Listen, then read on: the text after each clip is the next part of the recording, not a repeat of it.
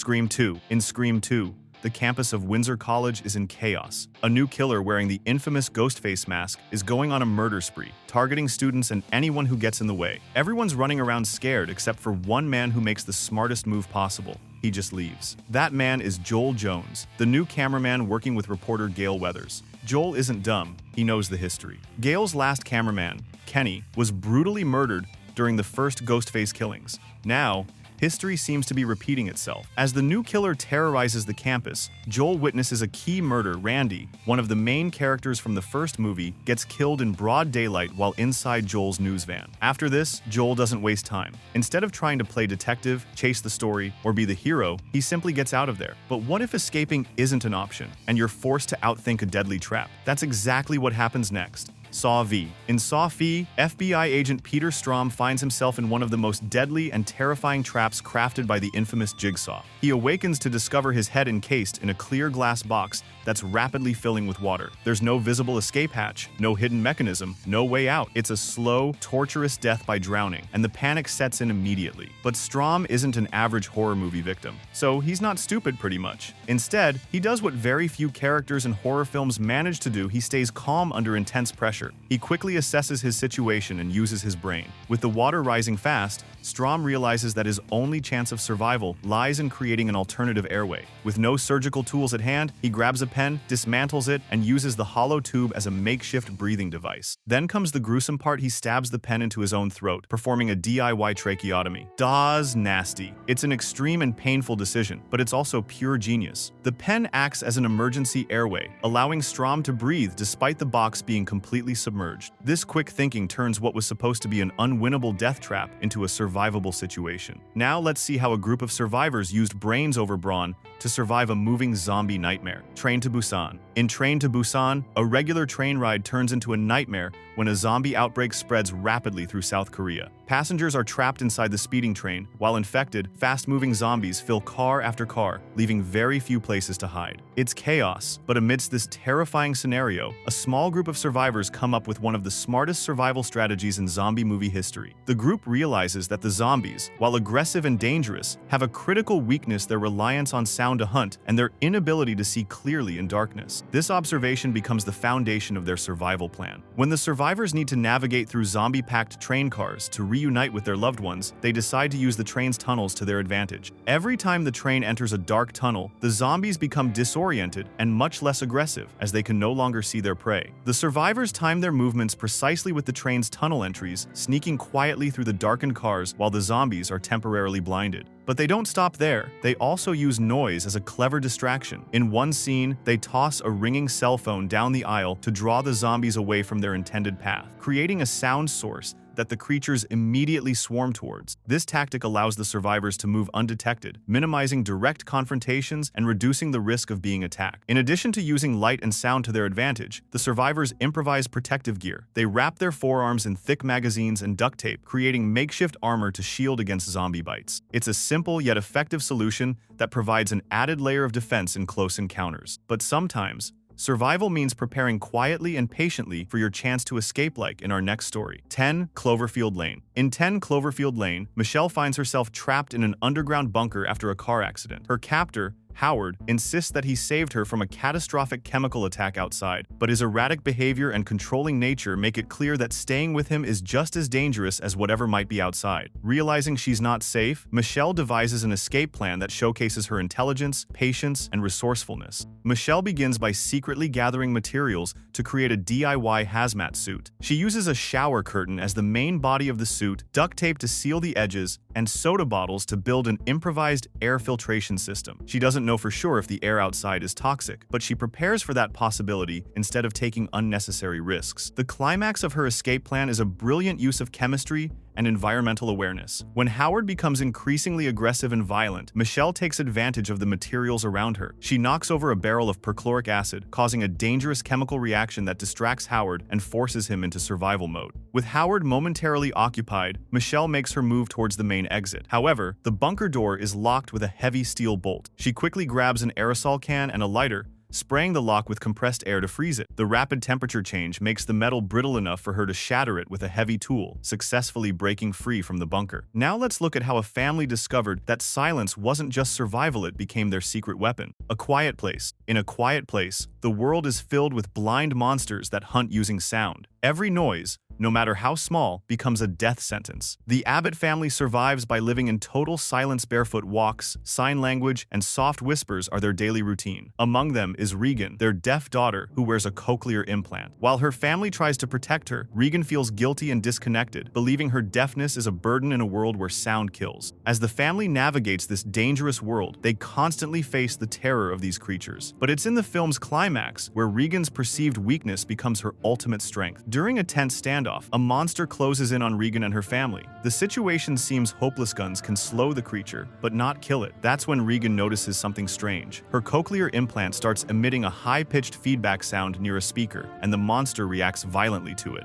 Regan quickly figures out that the creatures, with their hypersensitive hearing, are extremely vulnerable to this frequency. She places the implant close to a portable speaker, amplifying the feedback loop. The monster reels in agony, its armored head plates opening up, exposing the soft tissue beneath. Evelyn, Regan's mother, doesn't hesitate and fires a shotgun blast into the creature's exposed face, killing it. Regan's discovery is a game changer. The family now knows the monster's weakness and can fight back. But while she fought back in a moment of discovery, our next survivor spent 40 years turning her home into a deadly trap. Halloween. In Halloween, Laurie Strode has spent 40 years preparing for Michael Myers' return. After surviving his killing spree as a teenager, Laurie is no longer a frightened victim. She's become a hardened, tactical survivor who has built her life around one goal: killing Michael. Laurie's home isn't just a house, it's a fortress. Every inch of it is designed for defense and entrapment. She's installed surveillance cameras, reinforced doors, and hidden weapons. But her smartest feature is the basement panic room, which isn't just for hiding, it's a trap. When Michael finally returns, Laurie and her daughter Karen execute their plan. They draw Michael into the basement, pretending to hide. Once he's inside, Laurie activates a remote-controlled mechanism that drops a steel gate, sealing Michael inside the basement. But Laurie doesn't stop there. She releases gas into the house and sets it ablaze, aiming to end Michael's reign of terror once and for all. Laurie's strategy is brilliant because it shows years of planning and foresight. She knew Michael would come for her, so she designed the battlefield to her advantage. Instead of waiting to be attacked, she turns the hunter into the hunted. Her home becomes a carefully laid trap, not a place of fear. But sometimes, you don't need years of preparation, you just need to outsmart your enemies on the fly, like Aaron did next. You're next. In your next, a family reunion at a remote vacation home turns into a bloodbath when masked intruders launch a deadly home invasion. While the family members panic and fall apart, one guest, Aaron, stays calm. Unlike the others, Aaron was raised on a survivalist compound. She knows exactly what to do when things go wrong. When the attacks begin, Aaron doesn't freeze. She immediately starts reinforcing the house. She uses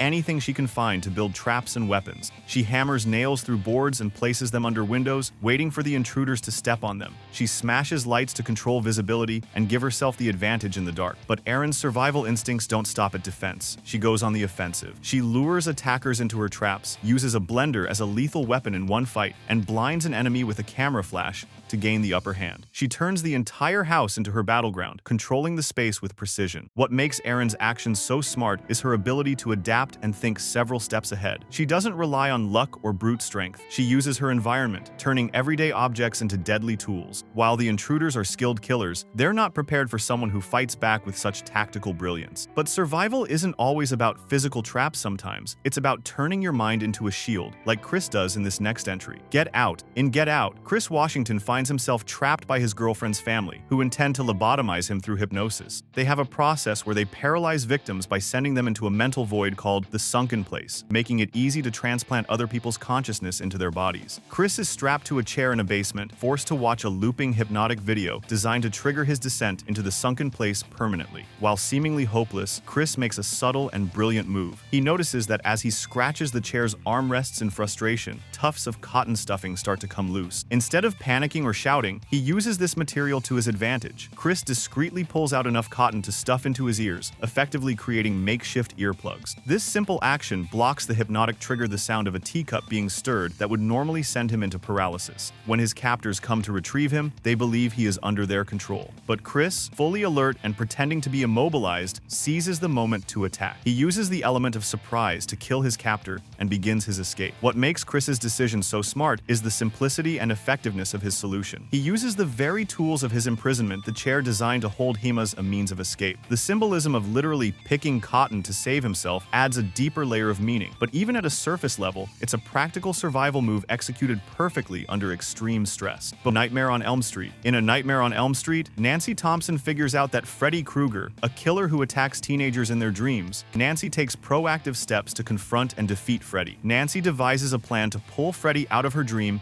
and into the real world, where he would be vulnerable. Before facing him, she sets up her house with booby traps. She rigs a sledgehammer to swing down and uses them against him. The booby traps are simple, yet they give her control over the encounter. But sometimes, the smartest decision isn't fighting up close, it's wiping out the problem from a safe distance, as Ripley suggests next. Aliens. In Aliens, Ellen Ripley is the lone survivor of a previous xenomorph encounter. When a colony on LV-426 stops transmitting, she is persuaded to accompany a team of colonial marines to investigate. Upon arrival, the team is ambushed by xenomorphs, suffering severe casualties. As the situation escalates and the team is overwhelmed, Ripley proposes a straightforward solution. "I say we take off and nuke the entire site from orbit. It's the only way to be sure." Ripley's proposal is a rare moment of absolute practicality in a genre where characters often try to contain or study a deadly threat. The xenomorphs are a perfect killing species acid for blood, lethal in close quarters, and impossible to reason with. Ripley knows this from personal experience. She understands that any half measure or attempt at capturing a specimen will end in more deaths. Her plan to nuke the colony is met with resistance, especially from company representatives more concerned with profits than human lives. But Ripley's insistence reflects her clear priorities: eradicate the threat completely, regardless of financial loss. Although the plan eventually fails due to the dropship crashing, the idea itself remains the most logical and effective course of action. Ripley is not interested in glory or corporate interests. Her focus is survival and complete elimination of the xenomorphs. But what if the enemy is hiding among you and you can't tell who's human? McReady found the perfect way to reveal the truth. The Thing. In The Thing, an Antarctic research base becomes a battleground for survival when a shape-shifting alien infiltrates the crew. This creature can perfectly imitate any living organism, making it impossible to tell who's human and who's secretly the Thing. As paranoia spreads and trust breaks down among the team, helicopter pilot R.J. MacReady steps up with a simple but ingenious plan to expose the alien hiding in plain sight. MacReady understands the alien's biology. He knows that every part of the Thing, even down to a single cell, acts with its own self-preserving instinct. That means if even a small sample of the Thing is threatened, it will react violently to defend itself. This realization leads MacReady to create a test that doesn't rely on trust, accusations, or unreliable observations. He collects blood samples from each remaining crew member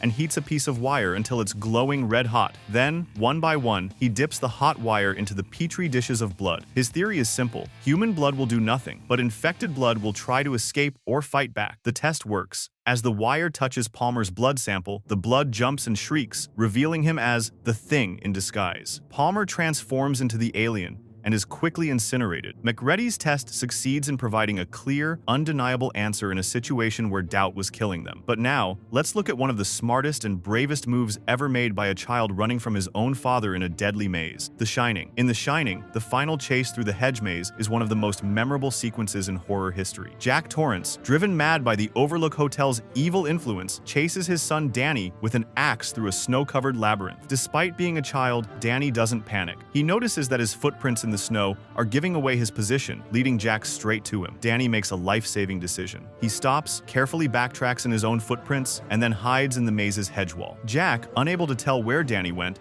continues following the trail until it abruptly ends. Confused and disoriented, Jack becomes lost in the maze, unable to retrace his steps. Meanwhile, Danny silently escapes to the maze's exit, reuniting with his mother Wendy and reaching safety. Danny's decision is brilliant because of its simplicity and timing. He doesn't need weapons or brute force to survive. Instead, he uses observation, spatial awareness, and calm thinking to outsmart his father. In a life-or-death chase, Danny's choice to erase his trail is a clever tactic that turns Jack's advantage against him. The maze, which symbolizes Jack's mental deterioration, becomes his undoing. Jack, who was in control for most of the film, is now rendered helpless, trapped by his inability to outthink a 7-year-old. Danny's footprint misdirection directly leads to Jack's defeat as Jack succumbs to the cold, lost, and alone. If you enjoyed this video and want to see the dumbest decisions in Stranger Things, click the video on the screen.